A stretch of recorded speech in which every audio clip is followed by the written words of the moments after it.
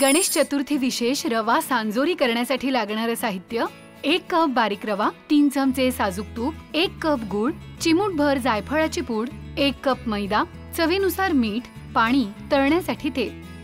बारीक रवा तुपात सोनेरी रंगावर भाजून घेत रवा थंड करायचा। आता गुळात पाणी घालत गुळ वितळून घेत हे पाणी रव्यात गाळून घ्यायचं। यात जायफळ पूड घालायची आणि झाकण ठेवत हे मिश्रण मुरवून घ्यायचं। आता मैदा, रवा, मीठ मिसळून घेत यात गरम साजूक तूप घालायचं आणि पाणी घालत मऊसर कणिक मळून घ्यायची आणि हे पीठ मुरवून घ्यायचं। आता अशा पद्धतीने पारी लाटत यात हे रव्याचं स्टफिंग भरायचं आणि गरम तेलात ह्या सांजोऱ्या तळून घ्यायच्या। झाली आपली गणेश चतुर्थी विशेष सांजोरी तयार। अक्षय तृतीयेला खानदेशात ही आवर्जून बनवली जाते, त्याचबरोबर काही भागांमध्ये गणपती गौरीलाही बनवली जाते।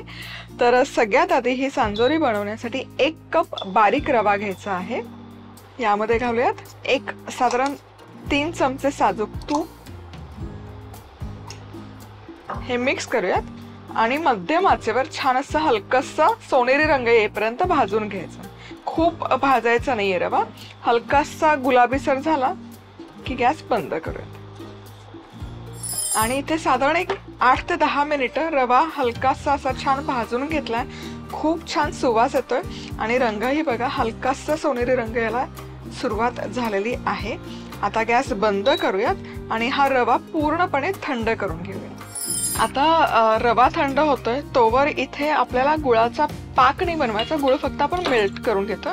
1 कप रवा आहे तर 1 कपच गुळ घ्यायचा आहे। गॅस सुरू करते, यामध्ये अर्धा कप पाणी घालायचं आणि हे मिश्रण छान आपण मेल्ट करून घेऊ।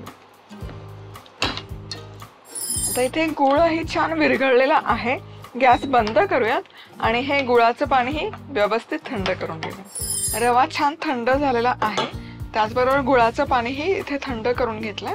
आता एक गाळणी घेऊन हे पाणी आपण फक्त गाळून घेऊयात, म्हणजे काय होईल ना, गुळामध्ये जर काही इम्प्युरिटीज असतील, कचरा असेल तर तो निघून जातो।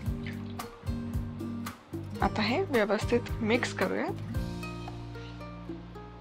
आता हे मिश्रण छान कंबाईन झालं की यामध्ये जायफळ पूड घालायची। साधारण 1 चिमूटभर जायफळाची पूड पुरेशी होते, हवं तर वेलची पूडही यामध्ये घालू शकता। मिक्स करूयात आणि आता यावर झाकण ठेवायचं आणि रात्रभर किंवा कमीत कमी 5 ते 6 तास तरी हे मिश्रण मुरण्यासाठी ठेवून द्यायचं। तर सांजोरी बनवण्यासाठी त्याचं कव्हर किंवा कोटिंग आपण बनवून घेऊयात। तर त्यासाठी सगळ्यात आधी 1 कप मैदा घ्यायचा आहे, त्यामध्ये अर्धा कप बारीक रवा घालूयात, मीठ घालायचं, मिक्स करायचं। रव्याने या सांजोऱ्या खूप छान खुसखुशीत बनतात। आता यामध्ये आपण घालूयात 3 चमचे साजूक तूप, हे मी गरम करून घेतलंय आणि हे छान या पिठामध्ये मिक्स करूया। याचं पीठ छान कोट करून घेऊयात। आता हे छान तुपाचं कोटिंग आलं की यामध्ये थोडं थोडं पाणी घालायचं आणि हलकासा मऊ गोळा करून घ्यायचा। रवा आहे, रवा पाणी ऍब्झॉर्ब करतं, त्यामुळे खूप घट्ट कणिक नाही मळायची, हलकीशी मऊ ठेवायची। आता हे खूप व्यवस्थित असं मळून झालं की तुम्ही बघू शकाल हलकस मऊ आहे हे गोळा। आता हे झाकण ठेवूयात आणि अर्धा तास तरी हे छान पीठ मुरवून घेऊयात। आणि आता इथे रवा सांजोरीचा हा जो रवा किंवा स्टफिंग आहे हे छान मुरलेलं आहे। साधारण 6 तास मी ठेवलं होतं मुरवत आणि त्याचबरोबर कणिक जी आपण मळून घेतली होती कोटिंगसाठी ती पण बनवून तयार आहे। छान मुरली आहे ही, पण फार घट्ट नाही आणि फार सैल नाही, परफेक्ट कन्सिस्टन्सी आली। जेव्हा आपण मळलं तेव्हा हलकीशी सैल होती, पण आता तुम्ही कन्सिस्टन्सी बघू शकाल।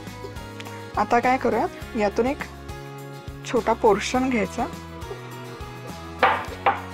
एकसारखा करून घेऊयात, याची पारी लाटून घेऊयात। पारी लाटताना एजेस आधी लाटून घेऊयात आणि मध्यभागी हलकसं जाड ठेवायचं, म्हणजे मग ते स्टफिंग फुटून बाहेर येत। आता हा जो रवा आहे यातून एक छोटासा गोळा घेऊयात, तर यावर हे स्टफिंग घालूयात। हे मोदक जसं करतो तसंच हे एजेस एकत्र करून घ्यायचे, छान प्रेस करून घ्यायचे आणि हलक्या हाताने हे आपण लाटून घेऊ।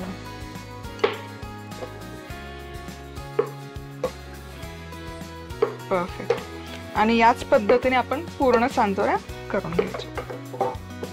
सांजोऱ्या इथे बनवून तयार आहेत। तर हे जे प्रमाण आपण घेतलंय त्यामध्ये 10 सांजोऱ्या परफेक्ट बनवून तयार होतात। आता आपण या डीप फ्राय करूयात। तर तेल मी इथे मीडियम हीटवर गरम करून घेतलंय।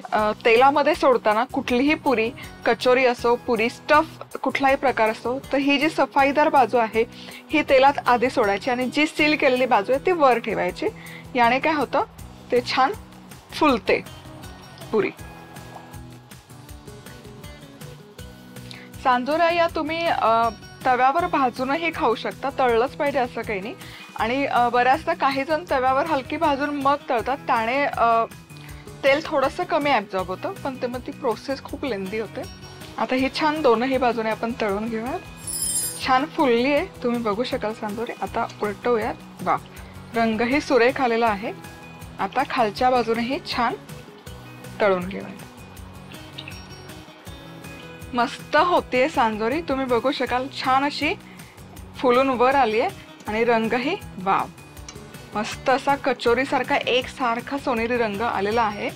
सो सांजोरी जेव्हा आपण तळतो ना, ती खूप हाय हीटवर तळायची नाही। काय होतं, गुळामध्ये मॉइश्चर असतं, जे कोटिंग असतं त्यामध्येही मॉइश्चर असतं। जर हाय हीटवर ते तळलं तर त्याला बबल्स येतात आणि मग हा असा एकसारखा रंग येत नाही। छान तळून झाली आहे खरपूस। आता यातलं तेल निथळायचं आणि हे काढूयात टिश्यू पेपर। तर या सांजोरी थंड झाल्या की तुम्ही हवाबंद डब्यामध्ये स्टोर करून ठेवू शकता।